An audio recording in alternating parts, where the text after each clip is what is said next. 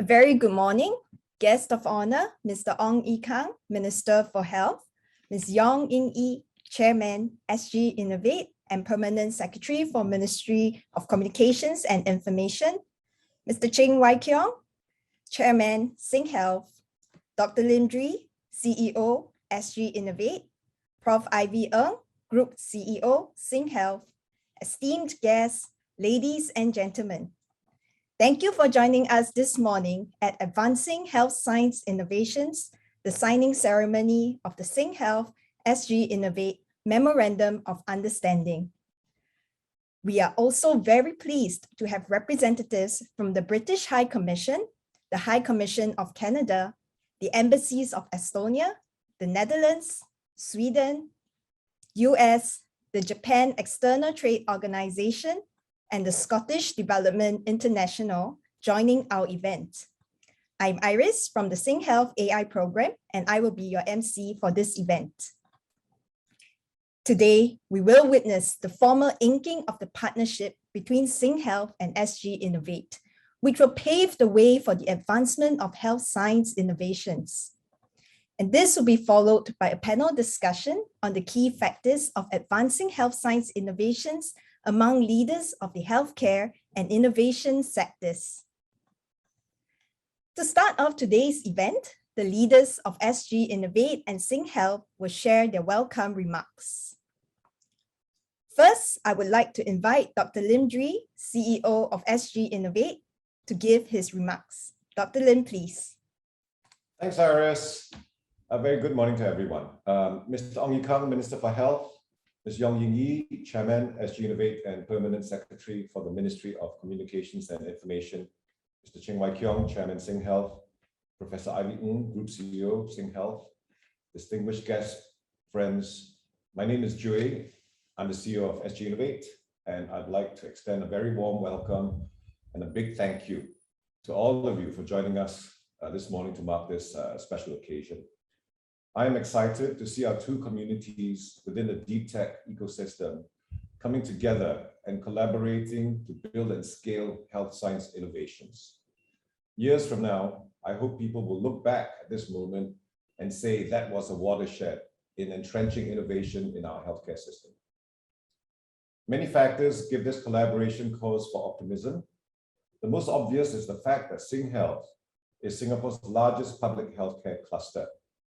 Our startups will now have access to this tremendous resource, associated data sets, and better understand both the patient journeys and the care pathways. These will make for better products. It is a fantastic opportunity for our healthcare startups.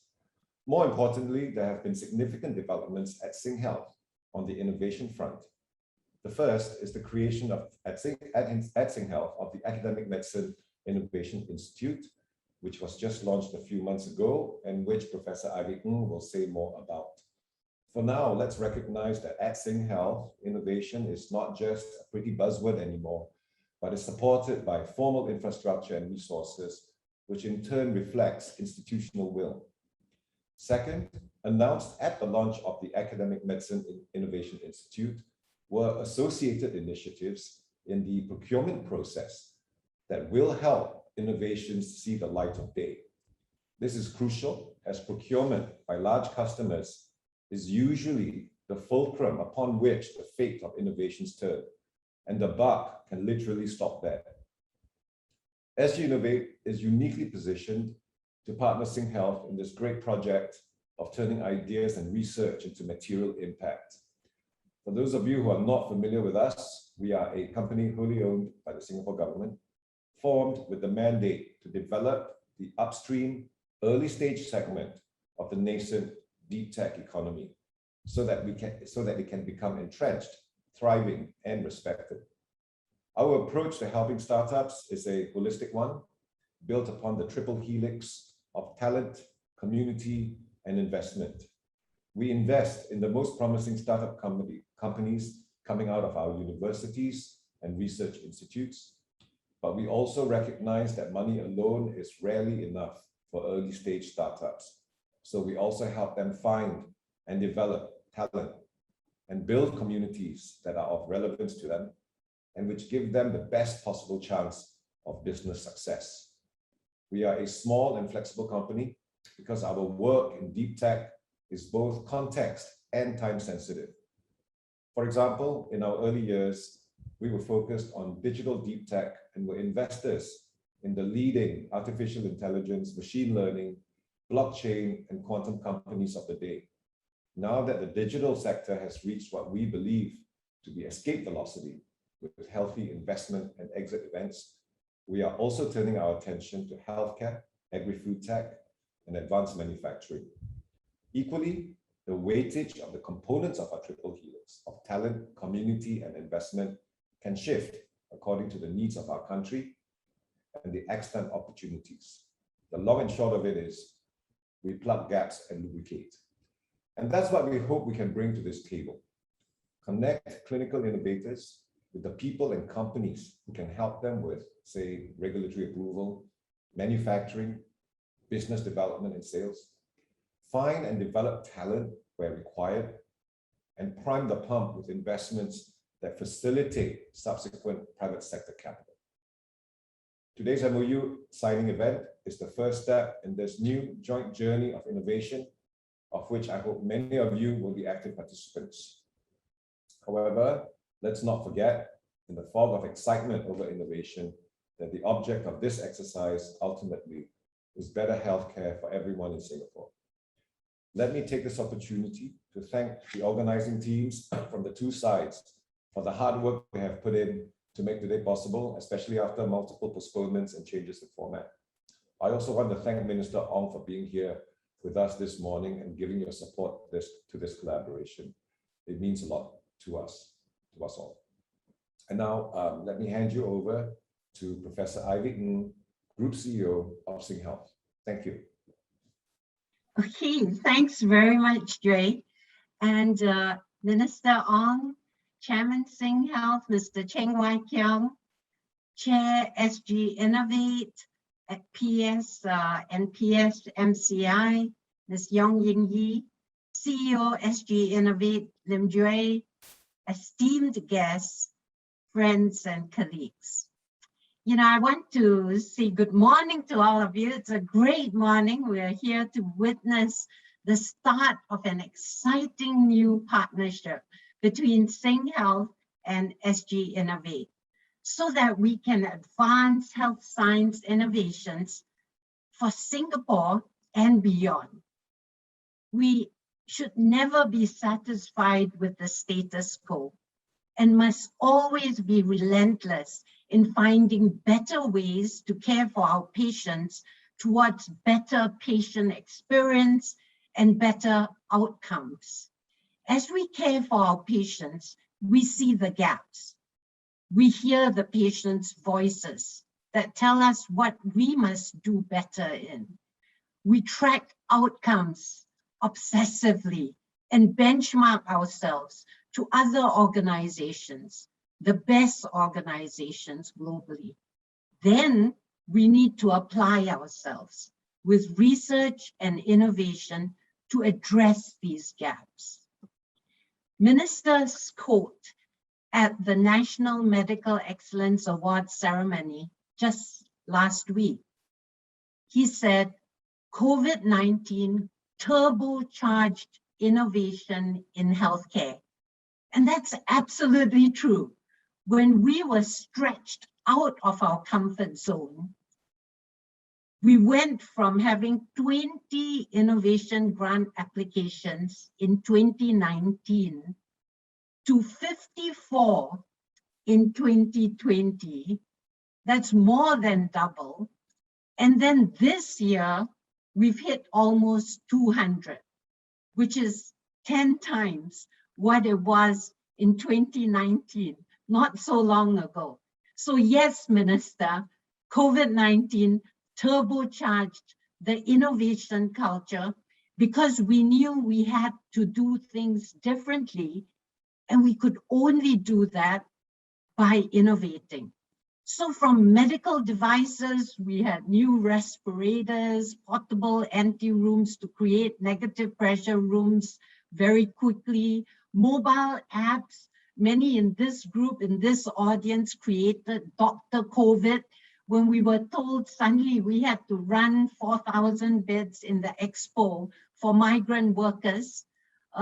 We used robotics to care for the patients, better accessibility for them, safer for our own staff, and many, many more innovations during these 23 months of crisis.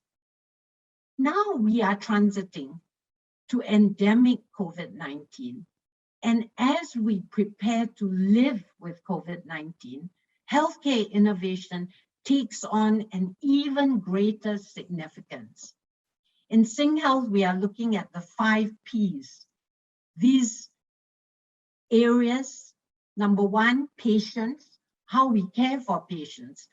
You know, we've seen how telecare has totally exploded, not just for home recovery program, but for consults, medication delivery, how we can do so much better with patient education and empowerment. So that's the first P. The second P is our people. The way we work is different. We need to be adaptable in deployment. Our places, number 3, our infrastructure has to also be adaptable in the way we deploy it, create new wards, isolation rooms, infection control as the new priority. And the 4th P, our academic medicine programs. We need to ensure that research and education can go on whatever the situation with the pandemic. And so increased need for simulation, gamification in training and teaching. And the final P, pandemic preparedness. The best time to prepare for disease X, as our Prime Minister calls it, something worse than COVID-19, is right now. And that means we have to innovate and change and prepare ourselves for some virus that's more infectious and causes more severe diseases. We launched the Academic Medicine Innovation Institute in June this year because we recognize innovation and transformation is key, and we need to fire up our journey by nurturing a strong culture of innovation amongst our people. AMII provides the relevant framework and resources to further catalyze innovation, brings together like-minded individuals and teams across institutions, across the AMC. And we create and increase synergy and close collaboration for our innovation projects. Today's MOU is an important step in the right direction. SingHealth and SGInnovate bring our unique and complementary strengths to the partnership. SingHealth's extensive clinical capabilities, vast and well-curated patient data, and pool of clinician and healthcare innovators. SGInnovate's deep tech expertise and diverse community of corporates, startups, and innovators allow the amalgamation of the right networks and resources that will provide a conducive environment to incubate innovative ideas and accelerate the process of development, testing, and adoption of health science innovations by both healthcare innovators and industry players. Our first area of focus is quite aptly artificial intelligence. And we look forward to more AI projects in areas involving big data, machine learning, analytics, and risk prediction models that can improve diagnostic accuracy and speed, personalize treatment protocols, and optimize manpower and resources. Individually, we are a drop. Together, we are an ocean. And indeed, we can do so much more with our collective strengths for significant positive impact on health and wellness of our patients and our population. I want to thank SGInnovate for their partnership, SingHealth and SGInnovate teams for their hard work in making this collaboration a reality. This is the start of our journey together, and I am confident it will be a fruitful and rewarding partnership that will yield many successes. I want to express my deep gratitude to Minister Ong for gracing today's event. Your presence and support are a tremendous boost of encouragement to us all. Thank you.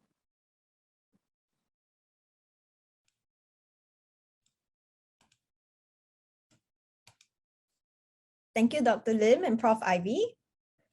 Indeed, we are honored to have Mr. Ong Ye Kung, Minister for Health, as our guest of honor. Please join me in welcoming Minister Ong to share his opening address. Minister Ong, please. Thank you. Mr. Cheng Wai Keong, Chairman of SingHealth, Ms. Yong Ying, Chairman of SGInnovate and PS of MCI, Professor Ivy Ng, the Group CEO of SingHealth, Dr. Lim Jui, CEO of SGInnovate, Excellencies, distinguished guests, ladies and gentlemen. Very pleased to join everyone so early in the morning to witness the signing of the MOU between SingHealth and SGInnovate. We are able to have this event online amidst the ongoing COVID-19 pandemic due to technology. But actually, the rules do allow us to meet physically without food and without mask on. The problem is we don't get to see each other's faces. So it's always a trade-off now. But no doubt, the world has changed drastically in the last 20 years. We have information and vast computing power literally in our hands. And artificial intelligence, AI, tells us where to go, what to buy, what to watch. We are witnessing the start of a revolution in healthcare too, starting with smart devices tracking our vital signs, our activities, and recommending customized workout plans, habits that benefit us in the best possible ways. Three interconnected factors made all this possible. First, the exponential rise in the availability of data, the majority coming from the internet. And these are mostly user-generated raw data from social media and the Internet of Things, which are captured by computers to learn the underlying trends and patterns from a wide range of cases and examples. It is as if the computer had walked the many journeys undertaken by many people and extracted their habits, their lifestyle, and their wisdom in a focused topic. Second is machine learning, in particular deep learning, which by processing that vast amount of data mimic the human's ability to sense, comprehend, and learn continuously. It is like the craftsmen of old who hone their skills over a lifetime, except the machine does so in a compressed time when fed with a treasure trove of data. Third, the ever faster processing speed and ever growing onboard memory capacity of computers, which continues to validate Moore's law. The result is AI that is changing the world as we know it. The seminal breakthroughs in AI technology were reported in rather understated ways in its ability to outplay humans in certain games. For example, 1997, Deep Blue beat the reigning world chess champion under tournament conditions. But Deep Blue essentially memorized all possible moves and counter moves and demonstrated how much and how fast computers can store and process information. That was what the victory meant. And that computer ability was further demonstrated in 2011 when Watson beat two of the greatest human champions of the Jeopardy game show. The knowledge of computer demonstrated then had gone beyond chess moves to all facets of human knowledge. Another leap. And then In 2016, AlphaGo defeated the top human players of the game of Go, a far more sophisticated game of strategy with, I believe, infinite moves. This is AI and machine now learning in action, not just memorizing and storing moves. To beat humans in our own games are bellwether events that herald the possibility of AI. It is a signal to humankind that AI can potentially transform life as we know it. We are now faced with the choice of riding the AI wave to improve lives and augment our relevance, or be made redundant by it. So today, let me speak about the relevance of AI just in one sector, which is healthcare. Healthcare is a beneficiary of AI. Computer scientists have successfully cracked a decades-old protein folding challenge with an AI system that could eventually help identify new treatments for diseases. Locally, scientists use the capability of AI in understanding natural language, as shown in the Jeopardy game, to develop chatbots.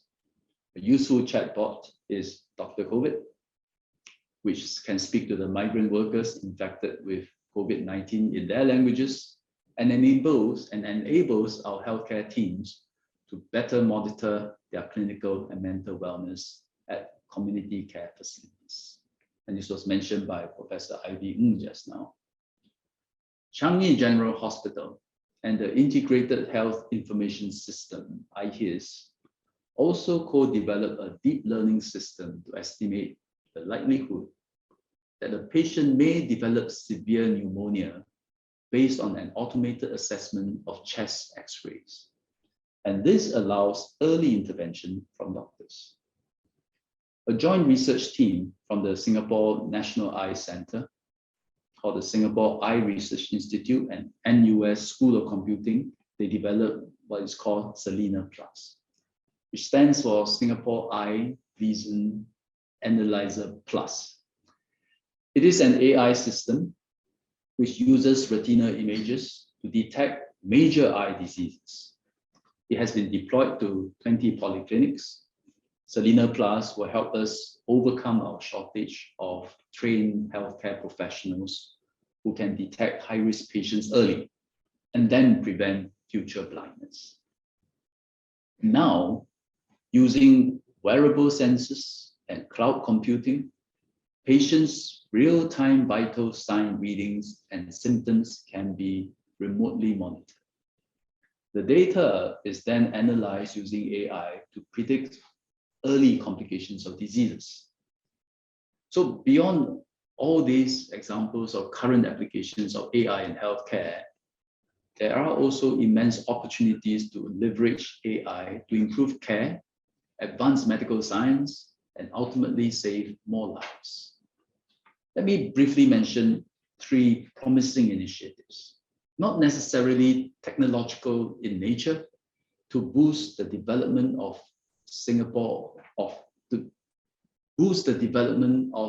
healthcare in Singapore and unleash the potential of AI. First, building up our healthcare database as the foundation to drive AI innovation. And this is a key reason for developing the National Electronic Health Record, or NEHR, in 2011. NEHR brought together clinical summary records from different care providers, mostly from public healthcare institutions, but increasingly also private providers. Beyond clinical records, we are generating genomic information of 100,000 consenting individuals from Singapore.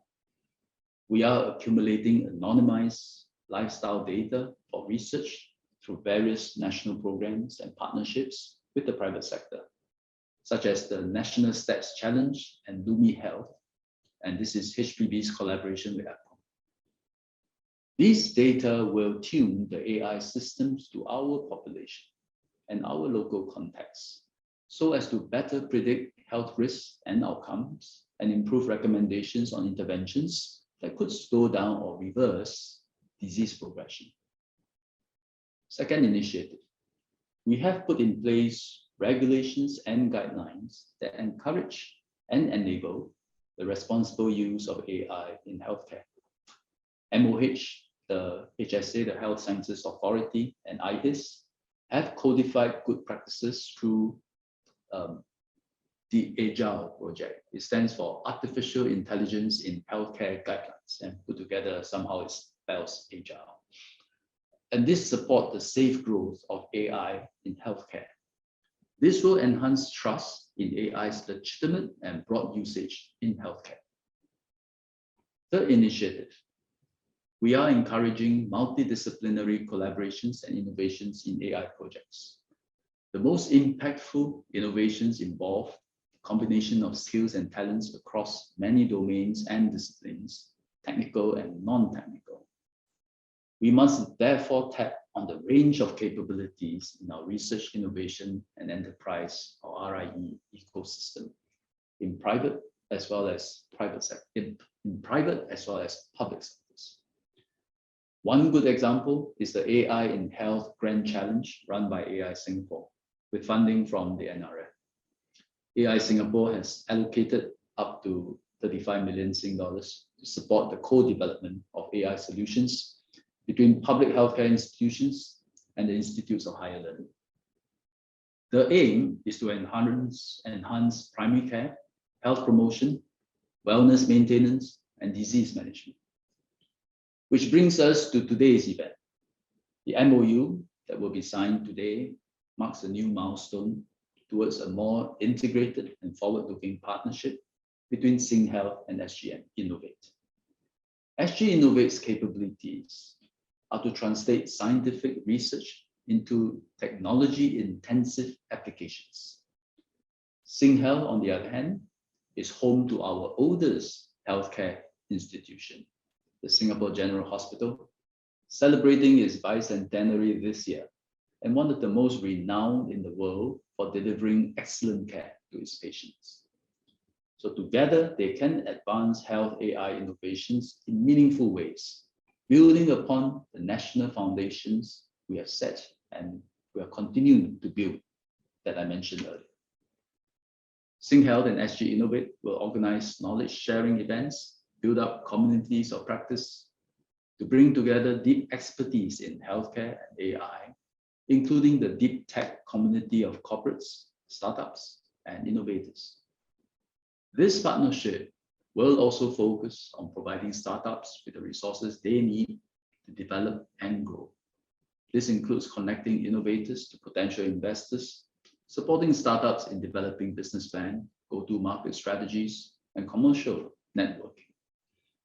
SGInnovate will also encourage deep tech entrepreneurs to work alongside clinician scientists, clinician investigators, doctors, nurses, and allied health professionals from SingHealth.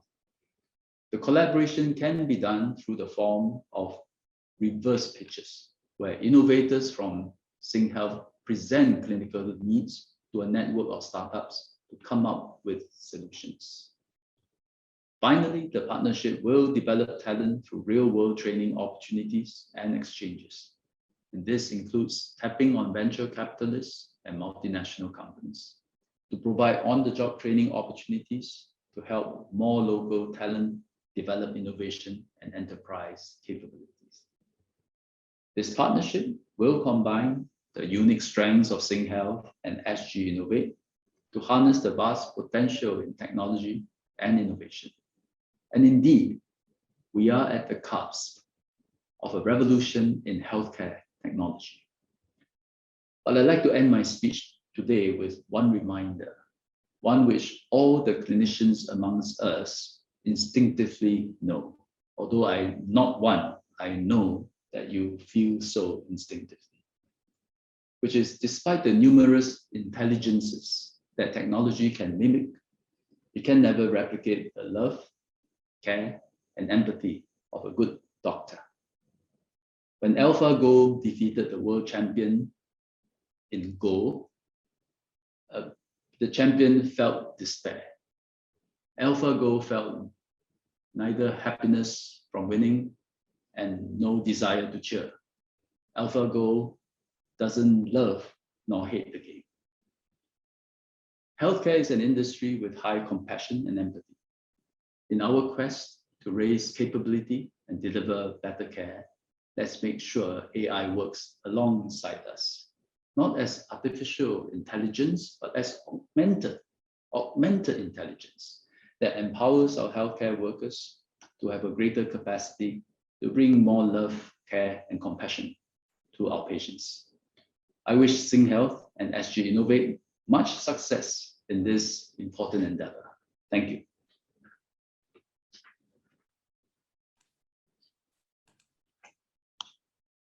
Thank you, Minister Ong. Please remain on screen for the next segment of the program. Ladies and gentlemen, we will now proceed to formally ink the SingHealth SGInnovate Memorandum of Understanding.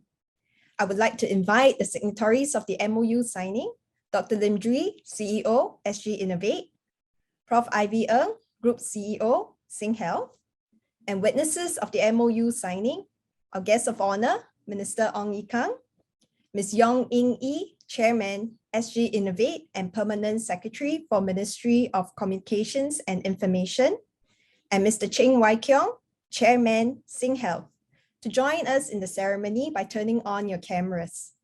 This is a significant moment for SingHealth and SGInnovate. The inking of the Memorandum of Understanding marks the start of a 3-year partnership and signifies the commitment and the intent of SingHealth and SGInnovate to strengthen mutual collaboration and create a network of innovators and industry partners with an aim to build and scale health science innovations for Singapore and beyond. Let us now witness the signing of the Memorandum of Understanding.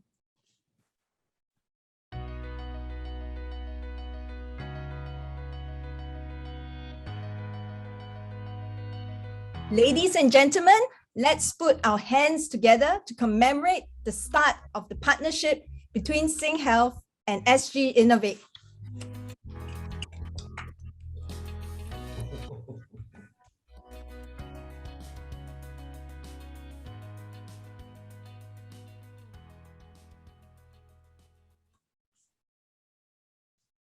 May I invite the signatories and witnesses to look at your cameras as we take a photo to commemorate this moment. Please smile on the count of 3. 1, 2, 3. Now, I would like to invite the following leaders to also turn on your cameras and join us for a group photo. From SingHealth, Deputy Group CEO, Prof. Kenneth Quek, Prof. Wong Tian Ying, Prof. Fong Kok Yong, Prof. Lee Chen En, Ms. Lee Chen Yi, Group Director, Innovation and Transformation, Mr. Benedict Tan, Group Chief Digital Strategy Officer and Chief Data Officer, Associate Prof. Tan Se-Bing, Group Chief Research Officer, Group Directors of Research, Ms. Annie Kisworo and Prof. Ong Tin, Prof. Marcus Ong, Director, Health Services Research Center, Associate Prof. Daniel Ting, Director, AI Program, and Ms. Jacqueline Poh, Managing Director, Singapore Economic Development Board and Board Member, SingHealth. From SGInnovate, Mr. Pang Heng Soon, COO, Mr. Tong Sien Hui, Executive Director, Investments, Ms. Soo Ki Sim, Executive Director, Community and Brand, Ms. Juliana Lim, Executive Director, Talent Networking, and Mr. Tuan Nguyen, Deputy Director, Community and Partnership.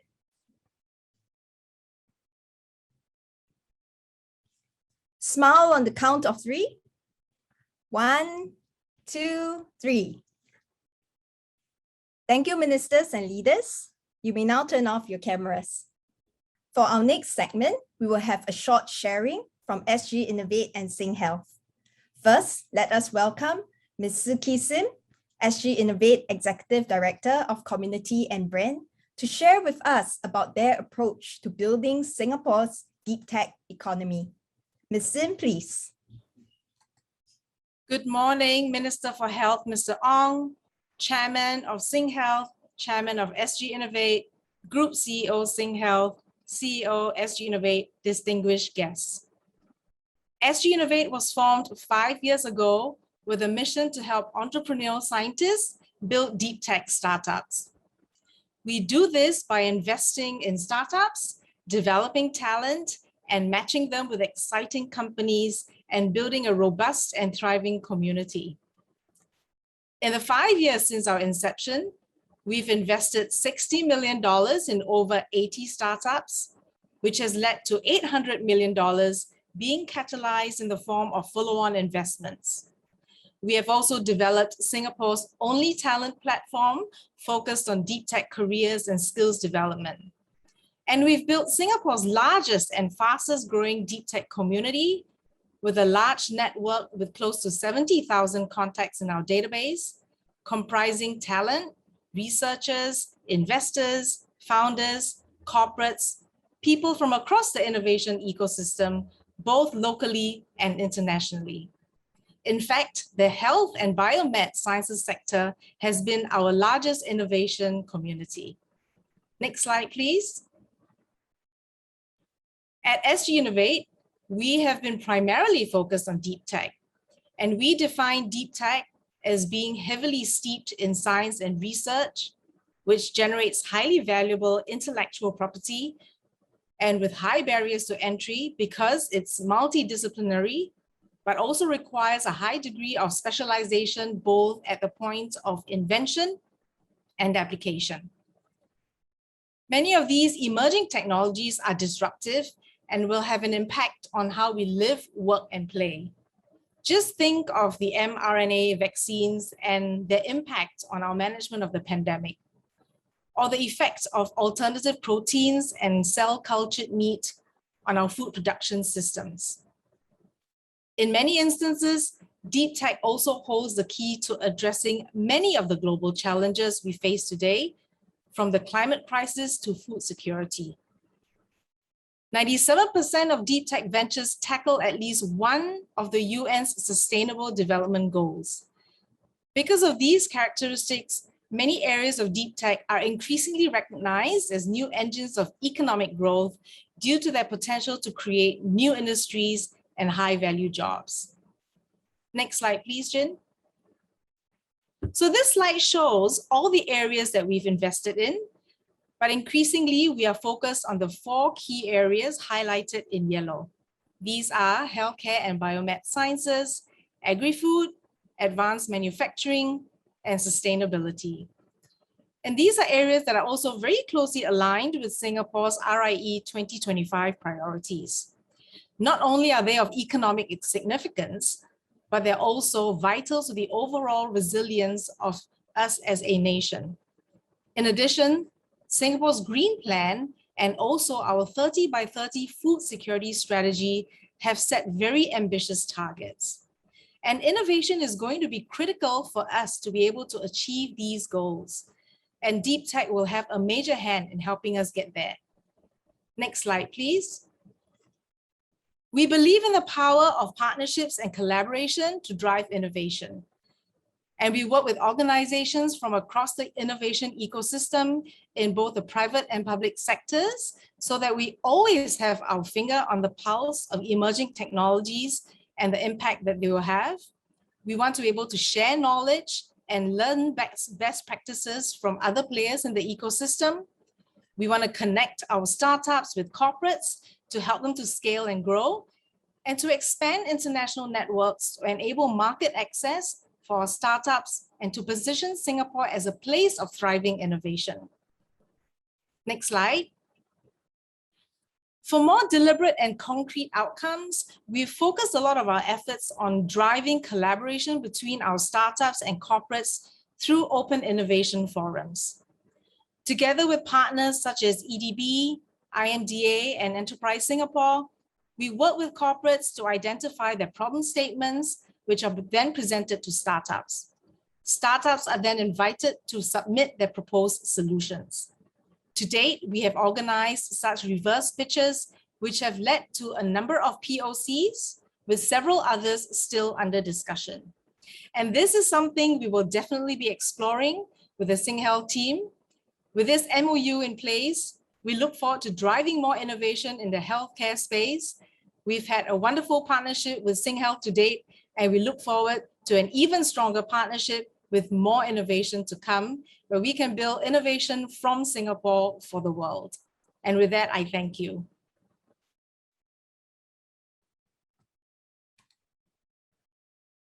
Thank you, Ms. Sim, for the very insightful sharing. Under the SingHealth SGInnovate partnership, artificial intelligence in healthcare will be the first area of focus. Associate Prof. Daniel Ting, Director of the AI program SingHealth, will now do a short sharing about AI in SingHealth. Prof. Ting, please.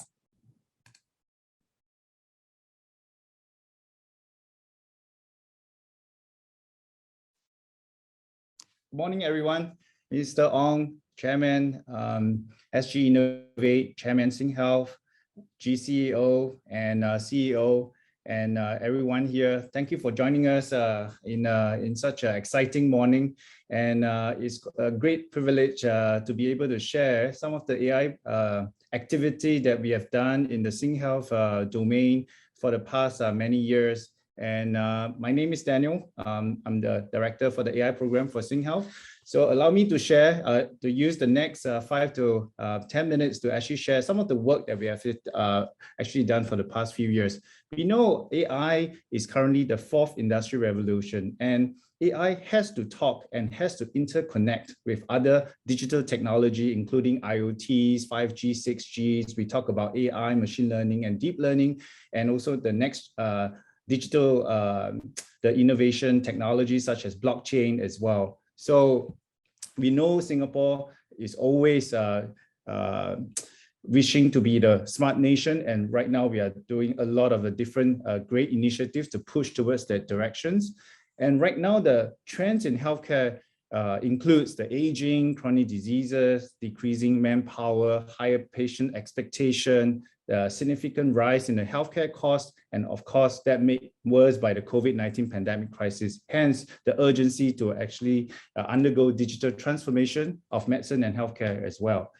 Right now, I mean, outside Singapore, if you take a horizon scanning, we know there's a lot of the AI and digital health program has been set up in different Ivy Leagues and different world-class AMC settings. So right now, the AI program that we set up, the vision is to be the AI for AM of tomorrow. The mission is to harness the power of AI to enhance clinical outcome and to provide end-to-end great patient experience to position ourselves as the leading AI AM innovation hub. And we want to enable the different AI groups within our AMC to develop, implement, and also to commercialize some of the state-of-the-art AI technology that we built. And we also wanted to educate, identify, and more importantly, nurture the next generations of the clinicians, healthcare practitioners within our AMCs to be AI literate. And we all want to also collaborate very closely with the AMs and also the industry partners locally and internationally. Right now, I mean, the key function, if I were to actually break it into 4 big pillars, includes we want to drive the R&D, want to attract commercial partnership. We also want to support the AI digital integration and also the education part as well. As part of the R&D, we want to also align ourselves with the Smart Nation effort.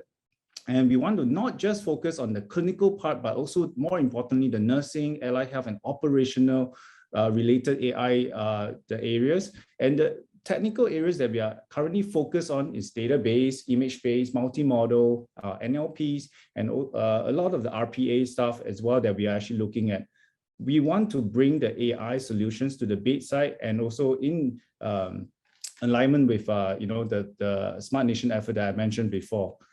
So some of the more novel, the upstream R&D area that we're looking at is includes the segmentation, classification, privacy preserving technology. What about the explainable AI, the synthetic AI, and also the conversational AI? This is some of the things that the SingHealth and the Duke-NUS domain we are actually looking at as well. For commercial partnership, I think it actually goes to 3 different areas. One is the licensing, the areas that we also built the AI algorithms and trying to license our AI models to the different industry partners. One is the other one, of course, is the spin-off. And the third one is to actually see how we can start creating consortium of the AI partnerships with different industry partners. And of course, Dri mentioned that what about the procurement, side that is really going to be very important in this partnership as well. And internally, we also wanted to connect the different AI studies, the teams with the relevant stakeholders to expedite the integration of the AI algorithms, the use within our the AMC settings as well. And this would actually also then result in a high commercial interest from industry partners as well. So the last mile implementation, I mean, if you actually talk to many people, they always feel that this is a valley of death. How do we actually mitigate this, or how do we even eliminate this? This is something that we are actually constantly thinking about. And of course, the AI education part, we are partnering with the Duke-NUS to actually see how we could increase the AI literacy within our AMC as well. So, I mean, this would be a single touch point for all the different AI projects that happens within our cluster, going from clinical, technical, tech transfer, industry, funding, and education as well. We are very fortunate to be powered by different the institute that we have, including AMII, AMRI, and AMEI. And of course, if you were to actually integrate some of these AI solutions within our real world setting, then we actually have to partner very closely with Digital Strategy Office, Medical Informatics Office to make sure that the patient's privacy is being protected, and of course, the Office of Insights and Analytics as well for the data analytics part. I just wanted to take like 30 seconds to share what AMII is about. Basically, we have 5 big pillars going from ecosystem building, co-development and test bedding, adoption and scaling, culture building, and also to constantly look at the emerging technology that is happening in the space. And of course, that would not be able to be done without the software and the platform support, such as the Odyssey that we have internally. We also are currently working very closely with the hardware, the collaborators, National Supercomputing Center, to build GPUs, hopefully in the future, quantum computing that the world is really highly interested in to power AI and a lot of the different digital innovation that we are doing in our campus. So just as a glance for the SingHealth AI-related initiatives, so far we have actually secured more than 100 million cumulative grant funding, published more than 50 papers, and across 10 different specialties, subspecialty as well.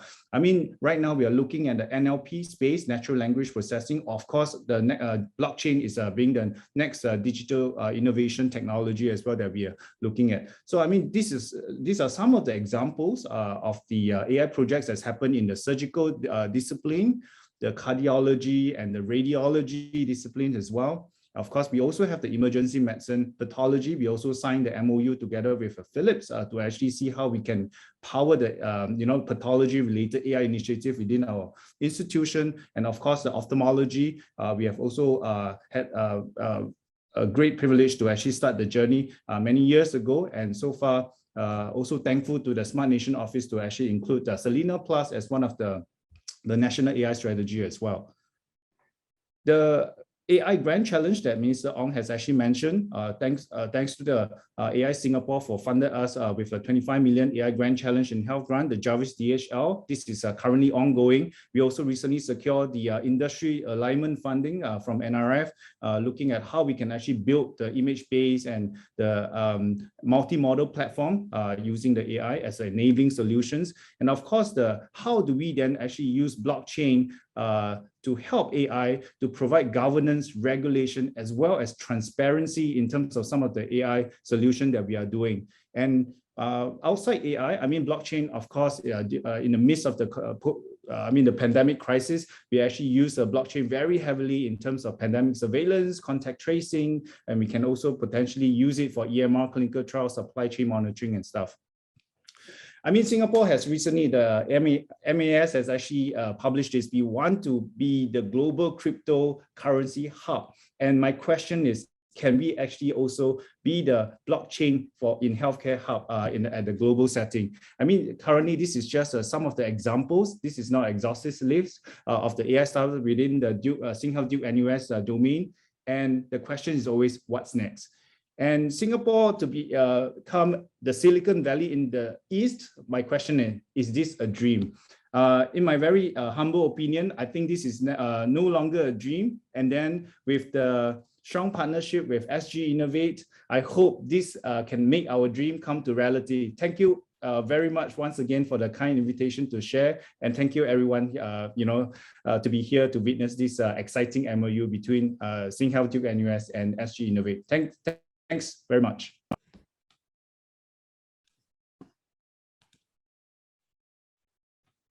Thank you, Prof. Ting, for sharing about the initiatives at SingHealth that look to transform the way that we deliver care. We will now proceed to the last segment of the event, which is also one of the highlights of today. Today, we have with us a distinguished panel of speakers who will be sharing their perspective on the key factors of advancing health science innovation through open collaborations across healthcare and industry. If you have any questions for our panelists, please feel free to raise them using the Q&A function. You may also wish to vote for any questions which you wish to have our panelists answer. I will now introduce the speakers on the panel.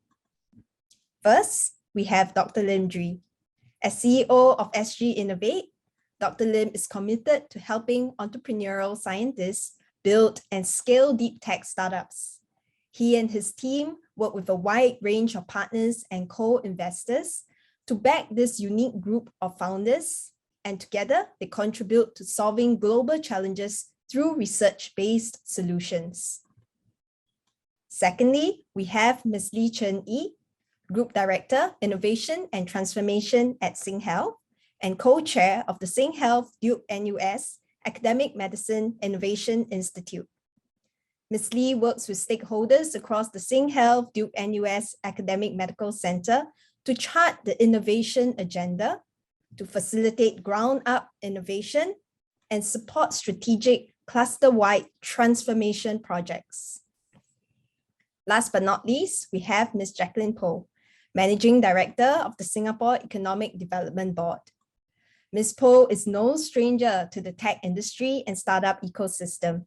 She was previously Deputy Secretary in the Prime Minister's Office Strategy Group, the founding Chief Executive of the Government Technology Agency of Singapore, and the Managing Director of the Info Communications Development Authority. EDB and SGInnovate have also been working closely to catalyze collaborations between corporates and startups. Ms. Poh currently sits on the board of SingHealth. Moderating this session, we have Associate Prof. Daniel Ting, Director, AI Program, SingHealth. We will now begin the panel discussion. Over to you, Prof. Ting. Thanks, Iris. Thanks. This is a less stressful session for me now because I get to ask questions and not to present. Thanks very much, everyone here. And I think to kickstart the sessions, I would actually hopefully to actually make this session as interactive as possible. So I have like three esteemed guests here with me, experts, I would say, Dri, Chen Yi, and also Jack.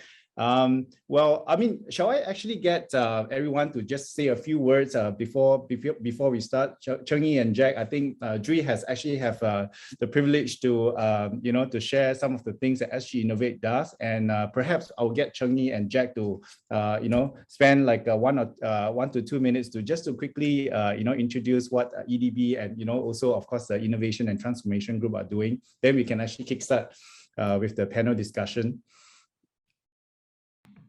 Hi, morning everyone. Thanks, Daniel. And very happy to be at this event. I am looking after the Innovation and Transformation Group, as Daniel mentioned, and really working with all stakeholders to serve our innovators, partnering with industry and with our scientific and technical collaborators. We have, as part of this enterprise, the Academic Medicine Innovation Institute, a joint institute with Duke-NUS.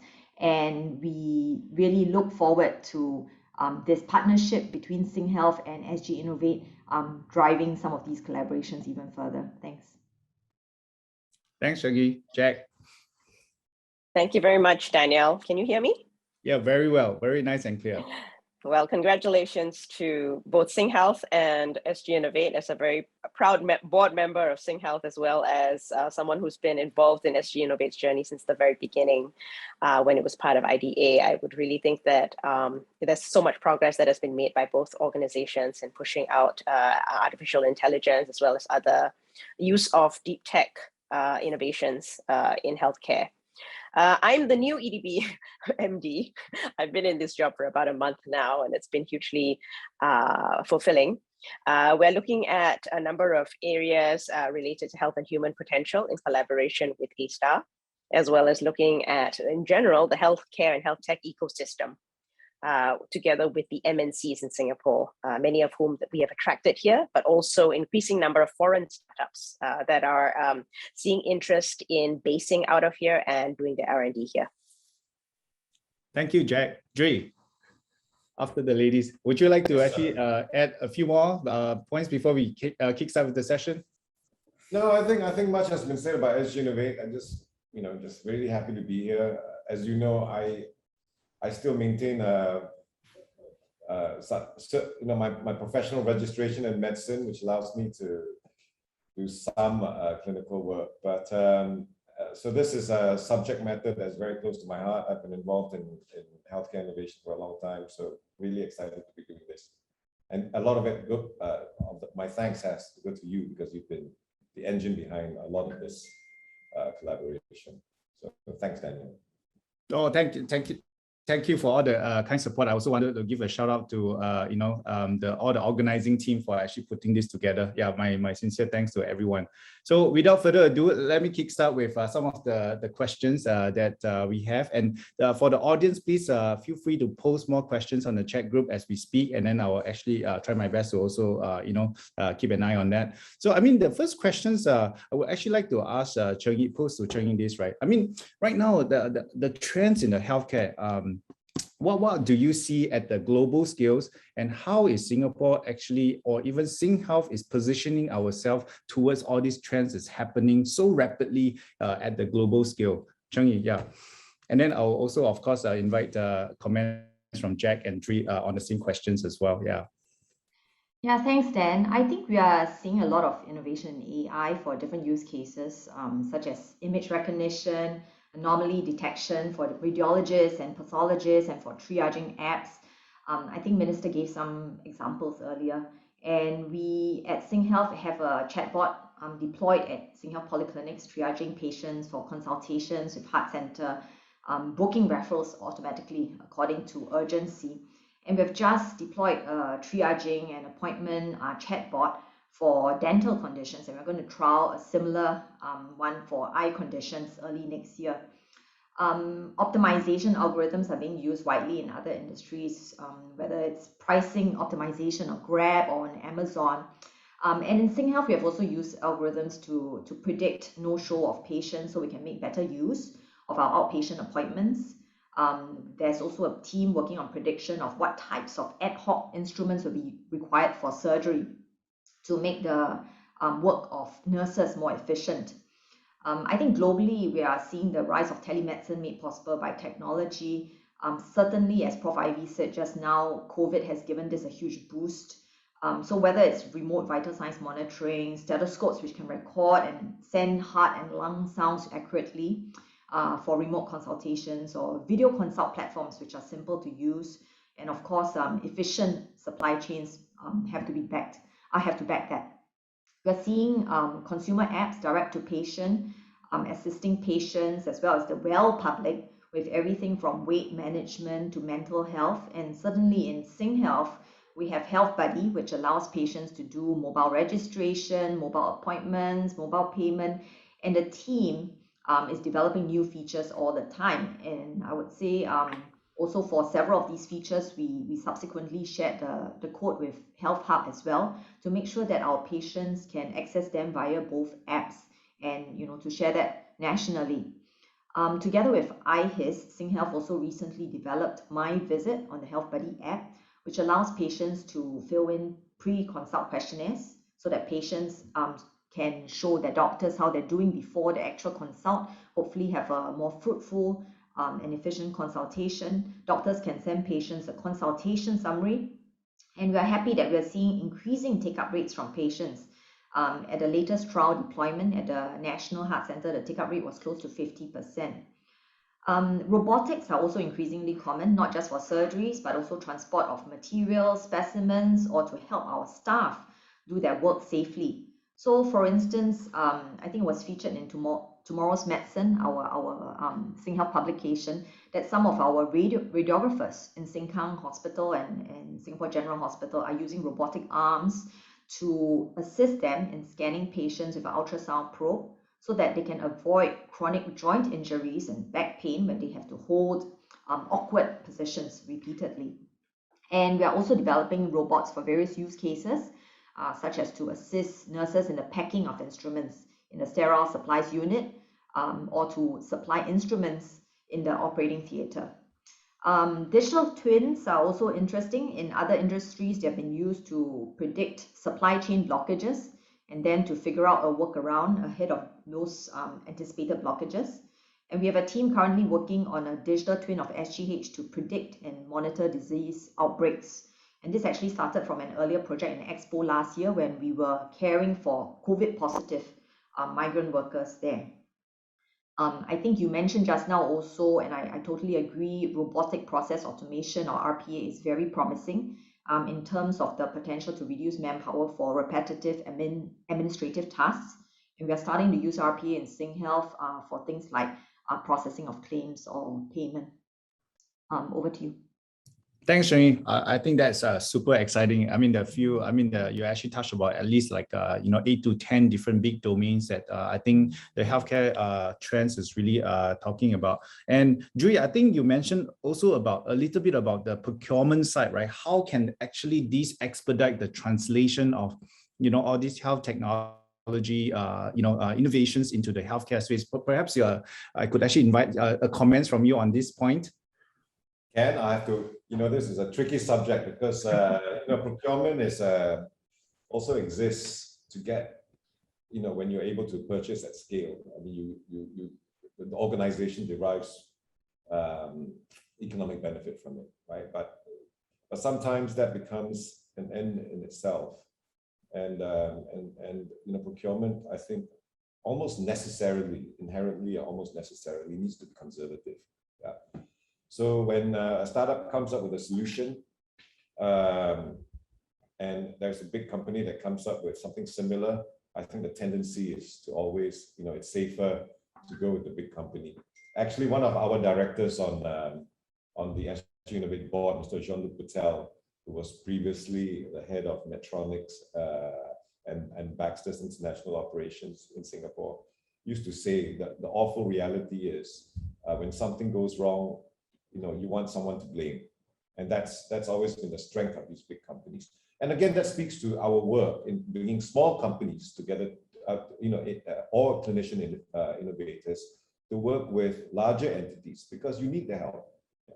But having said that, nevertheless, the thing that brought us together this time around has been, antecedent discussions on how we can at least let the startups have access to do some pilot studies in which they are actually paid, because I think it's very important that the ecosystem understands that if you don't provide paid pilots, then how on earth are our startups ever going to make the mark in this world, right? So our ability to get through procurement is key.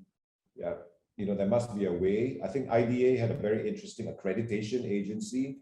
I think Jacqueline might want to say a thing or two there, but these are the things, these are the little fulcra that on which commercialization turns, right? If you give a small company a chance to do work for a government agency, for a big hospital, then it shows up on their track record, and with that track record, they can then go on and do everything. So procurement was an important fix, and very significant fix. Thanks, Jui. Jack, would you like to comment on what Jui has just mentioned? I'd be very happy to, but I also like to talk a little bit more about the overall health tech industry in Singapore and how it's evolved. I totally agree that it's very difficult for startups to get their first break because it has, and particularly in healthcare, because when you get a very conservative industry with life or death decisions, even for data, startups tend to be last on the list in terms of being able to get a sandbox up. So that they can pursue their innovations. What IDA and now IMDA did at that point of time was to create a system called accreditation at IDA. It's now under SG Digital, and it's still proceeding well and doing well. And what it did was to take startups and basically accredit their solution. And that includes all the way debugging the software, and helping the startup with advice about its capital raising and that to ensure that the leadership team was sound. And once a startup had been accredited, we worked very closely with the Ministry of Finance to have them whitelisted, and basically to say that any procurement that a government agency did below a certain sum of money, say $800,000, would have to go to this startup. As in, it wasn't that it was an option, it was a must. And that really gave a lot of the accredited startups a big leg up. So I think two things for startups were very important. One is sandboxes that allowed the regulation or the data to flow. And the other is just to give them a chance at some of these projects, even if it's a small bite. Right. Just while you're at the startup, the topics, can I also ask you, Jack, what are some of the trends and like the big categories of startup that you're seeing in the health tech space? If you could actually, share just a few, the big, the focus or like the direction of where the startups are going. I'm not so sure. I think that there are other people who are also very well equipped to answer this question. But I can just give you a little bit of a sense of scale about how health tech is doing in Singapore. Yeah. In 2018, EDB partnered with a company called Galen Growth to commission a health tech landscape study.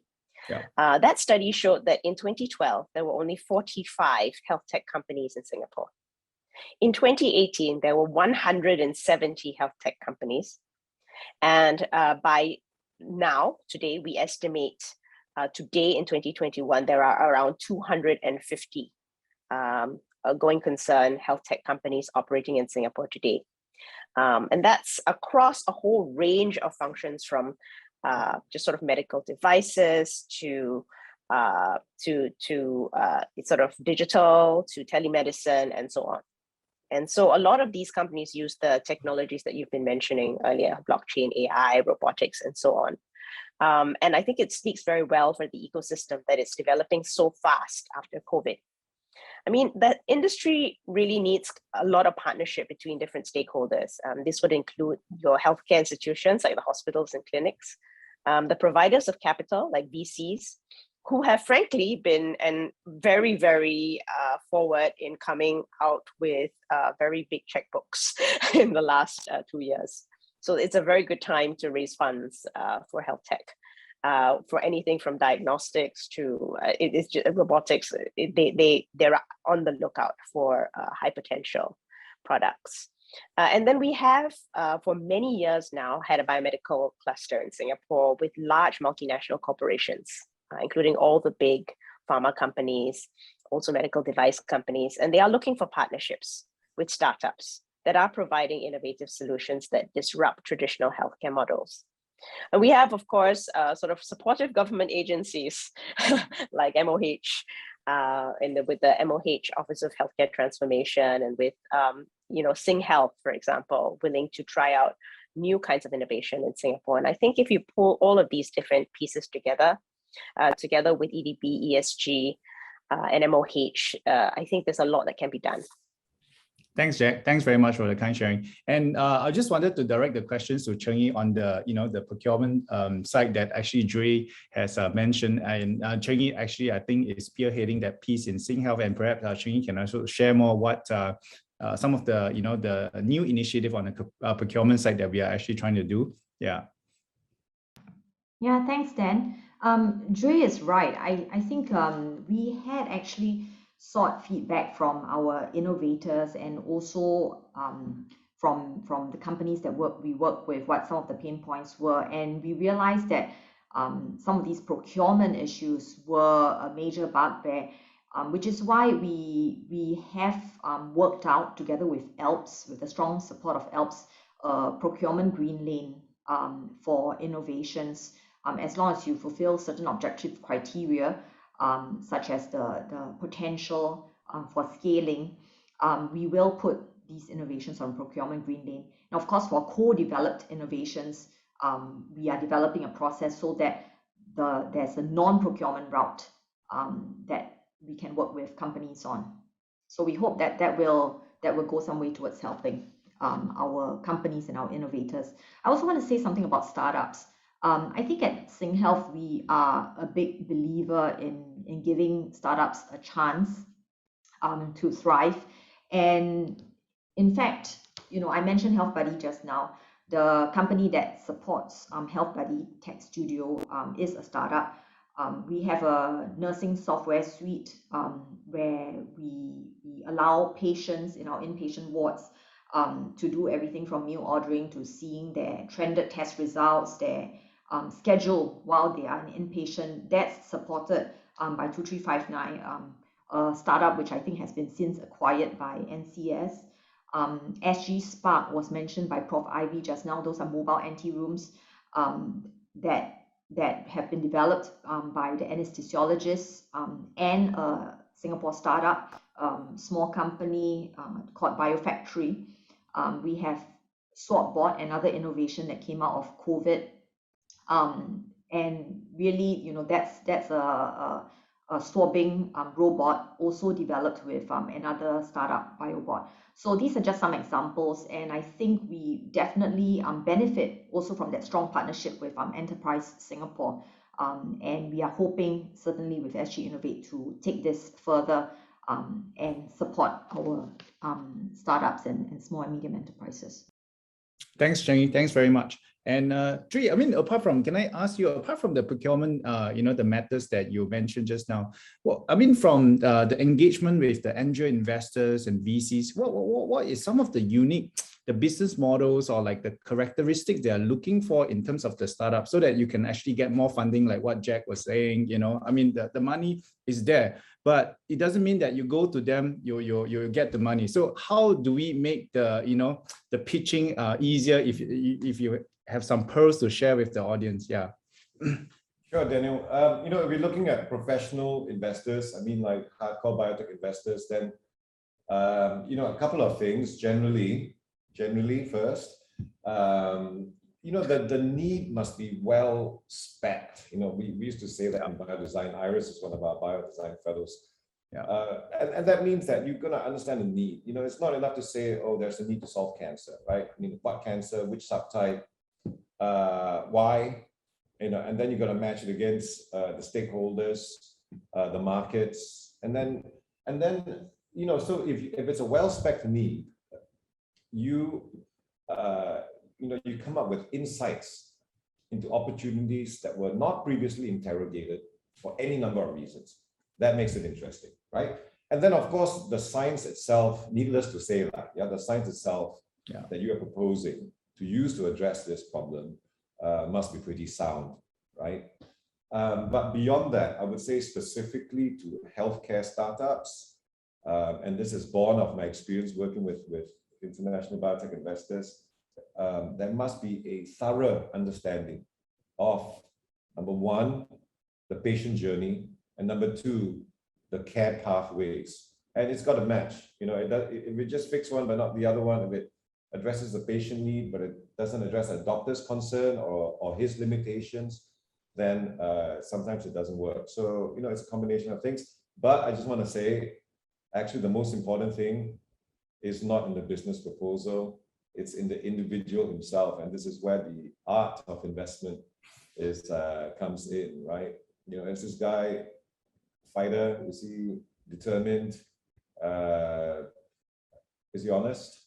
And then you look at the founding team, what are the team dynamics about? Yeah. Because very often it's shareholder issues that trip up a company. It's not technology. So the shareholder issues, the individuals, the fellow shareholders, cap structure, these are equally important when we look at companies. Thanks, Ray. I think that brings a highlight the importance of having SGInnovate to come into the SingHealth Duke-NUS AMC to really educate, the clinicians. And because I mean, for this part, usually we are not that familiar with the business experience and industry experience. I think that this would actually really strengthen the partnership. And the next question, I start seeing some of the question from the chat board. I will give it direct to Jack. So Jack, I mean, there's a question from Andre in the chat board. From 1 to 10, how would you rate Singapore's readiness today as a global health innovation hub? And then, of course, I want to lead to the second one that Lisa is asking. What is the bigger challenge that startups facing? And also, going back to your previous, the growing health tech industry, what are some of the challenges that you're seeing the grounds are facing at the moment? Yeah. Thank you very much, Daniel. I'm only just looking at this. In terms of Global Health Innovation Hub, I think we, oddly enough, in terms of the public sector, we would rank pretty high. I think in terms of public sector healthcare, I think the rate at which innovations are being adopted, I mean, compared to other public health setups around the world, I think we would definitely rate to be at least a 7 or an 8 in terms of that. In general, of course, there are a lot of countries with very strong private sector involvement in health innovation that would rate far above us. So really what we can do to increase this index, well, there are several things. I think that there are a number of things that health tech companies are always asking for. One is healthcare data, just to pilot or validate their technology. And there's always a little bit of reluctance in being able to share some of that data with the private sector so that they can actually validate their solutions. Singapore is a possible location for these pilots. We think that these technologies can improve our healthcare system, but we do need to ensure that this data is being accessed in a safe and protected manner. So actually some of the innovations that you've earlier mentioned in terms of AI, in terms of homomorphic encryption and so on, I think is very, very helpful in order for us to be able to unlock some of the healthcare data that is necessary for innovation. Secondly, I think an openness to doing things a bit differently. To be honest, adopting new technologies in healthcare systems do require unlearning quite a lot of some very proven methods of working with tools that are very familiar with the existing system. I know Dr. Jui Lim is a doctor, and I have utmost respect for yourself, Daniel and Jui, and all the clinicians that are listening. But sometimes it's not so easy for healthcare innovation to thrive in an environment where there's very, very strong either incentives or procedures or tried and tested ways of doing things that have been handed down from professor to student to houseman and so on. And there's sometimes a bit of inertia in moving out of those systems and trying out something new. So I think just these two things, availability of data and the openness, including within the clinician nursing system, to try and do things a bit differently. And that includes changing processes. Chenny mentioned robotic process engineering. That would be one example of having to really change processes and the way things are done. And so as much as healthcare has so many use cases, it also has a lot of resistance to making those use cases real. And I think overcoming these two would be big moves to making us higher in as a health innovation hub. Thanks, Jack. I think being bold and being unconventional, I think this is something that is really important, not just for our generations. I think the next gen or our next gen is really, I think it's really important for our survival and to really see how we can do something disruptive, in this current era. And I'm not sure whether Jui, you have anything to add on, you are like one of the role model in this field, and then we always look at you as wow, next time when I'm older, I want to be him, that kind of thing. Like, can you actually share more? How do you actually switch, right? I mean, from being a full-time clinician to do what you are doing now and to lead SGInnovate in such a big enterprise? Yeah. I really am not a good role model because I never planned anything. I just went with my heart and an itchy backside. So, you know, I'm always curious. I wanted to see what was on the other side of the fence. And you know, I like movement. I don't like to be static. So I'm not sure I'm a good role model. But I'll have to say that on the plus side, you know, innovation keeps you young. It's a great thing to do. I mean, you know, I love my job because most of the time I sit down and listen to young people tell me their ideas, right? I mean, what could be a better job than that? So yeah, sorry, I'm not sure that answers your question, but No. Your look, just to answer, keeping you young, I totally agree, right? I think your look is just very deceiving for the age. So yeah, I mean, I think this is definitely a plus point. Yeah. But you know, having said that, of course, I mean, I just have to say this is a serious enterprise. Yeah. Right. I mean, if you look at Elon Musk, what he's done with SpaceX and Tesla, or you know, Jeff Bezos, so many others, Jack Ma, only innovation opens up new vistas of growth where none existed before. Yeah. So whether it's to fight the disease X or just pure, simple economic growth, so that our kids have better jobs, more challenging jobs, more high-value jobs, only innovation can provide those solutions. So while it's fun, it's also dead serious. Yeah, thanks, G. Thanks very much. I'm cognizant of time, so I mean that's left us with 2 minutes before 9:30. So can I actually get the three panelists to share one, you know, words of wisdom about someone who wants to embark on this innovation journey to join us? What can you actually share with them, you know, in a very short, you know, summary with what we have just discussed? Shall we start with Cheng Yi first? Then we go with Dre, then Jack. Yeah. Sure, Dan. I don't know about words of wisdom, but if we look at the innovations that have succeeded in our healthcare system, we have seen effective partnerships at the heart of these innovations.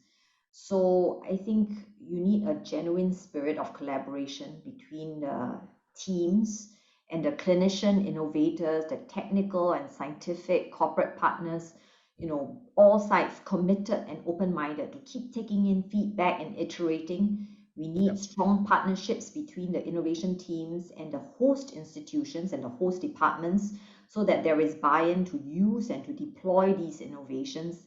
Otherwise, you can't get adoption, you can't get it deployed in a clinical setting, and you can't get it scaled. And I think we need strong partnerships with patients and with users so that we hear direct from those who will use the innovations to reduce potential obstacles later. And the SingHealth Patient Advocacy Network is certainly a big part of our cluster-wide transformation initiatives. We're going to partner even more closely with them and other patient groups in the development of innovations going forward under AMII. And I think, you know, we look forward to really forging even further stronger partnerships. Thanks, Cheng Yi. Dre?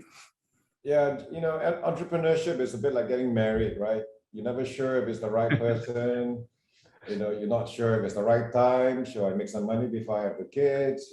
But so my only advice is life's short, just do it. Because otherwise, yeah, you let the constraints hold you back. Try it, especially if you're young. Thanks, Dre. Yeah, this is YOLO, right? Yeah, YOLO. Yep. Yeah, Jack. Yeah. Saving the best to the last. Yes. No, I don't think so. I've utmost respect for my fellow panelists. I think they know a lot more than I do. I just would like to say, though, that I have met a number of people hoping to be the next health tech unicorn coming out of Southeast Asia, coming out of Singapore. And most of them tell me the market in Singapore is too small and too sophisticated, frankly. And therefore, they are looking for export markets overseas. And invariably, we do end up in a situation where I have to tell them that when you try and move on to another Southeast Asian market, unless you have a very replicable device, but in any case, that also has to be regulated by different authorities. Yeah. It just needs to be, you know, you need to be mindful of the fact that what might work even in a Singapore user context might not translate so well overseas.